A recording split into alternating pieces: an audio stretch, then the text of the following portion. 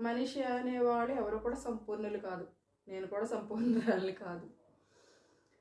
ఎందుకంటే సంపూర్ణత అంటే ఇలా ఒక సర్కిల్ ఇలా గీసినప్పుడు అది మధ్యలో ఆగిపోతే అది ఇన్కంప్లీట్ అయిపోద్ది, అదే సంపూర్ణత కాదు. అది ఎప్పుడైతే ఇలాగా రౌండ్గా దాన్ని కలుపుతామో మనం, అదే సంపూర్ణం కింద లెక్క వస్తుంది అనమాట. అంటే మనలో కూడా ఏ విధమైన లోటుపాట్లు లేకుండా, ఏ విధమైన హెచ్చు తగ్గులు లేకుండా మనము సంపూర్ణతను సంపాదించుకోవాలండి. అంటే దేవుడు అలాంటి సంపూర్ణతతో మనల్ని పరిశుద్ధపరుస్తాడంట. ఎందుకంటే మనం మానవ మాత్రులం కాబట్టి పెర్ఫెక్షన్ అనేది మనకు ఉండదు. ఏదో ఒక విషయంలో మనం తప్పిపోతూ ఉంటాము. అయితే ఆ పెర్ఫెక్షన్ అనేది మనకు ఎలా వస్తుంది? దేవునిలో ఉండటం వలన ఆయన మనలో ఉన్న హెచ్చు తగ్గులు ఏమైనా ఉంటే కనుక తీసివేస్తాడు ఆయన.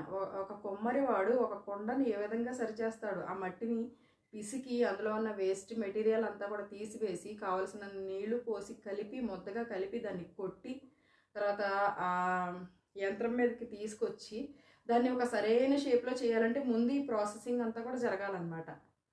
అప్పుడే అది సంపూర్ణమైన ఒక ఆకారాన్ని సంతరించుకుంటుంది. అని దేవుడు పరమ కుమ్మరి అండి. ఎందుకంటే మనమందరం కూడా జిగట మన్ను, ఆ మంటితో ఆయన మనల్ని నిర్మించాడు కాబట్టి ఏ షేప్లో మనల్ని చేయాలో ఆయనకు తెలుసు. ఏ విధంగా మనల్ని ఉంచాలో, మన పట్ల ఏ ఏ ప్రణాళికలు ఆయన కలిగి ఉన్నాడో ఆయనకు మాత్రమే తెలుసు.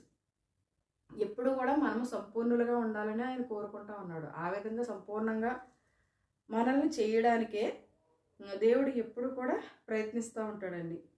అయితే మనము ఏ విధంగా ఉండాలి? ఆయన రాకడయందు మనము నిందారహితంగా ఉండాలి, సంపూర్ణంగా ఉండాలి. అందులో ఏ కొంచెం తక్కువైనా సరే ఆయన రాజ్యానికి మనం వారసులముగా మనం పరిగణించబడము.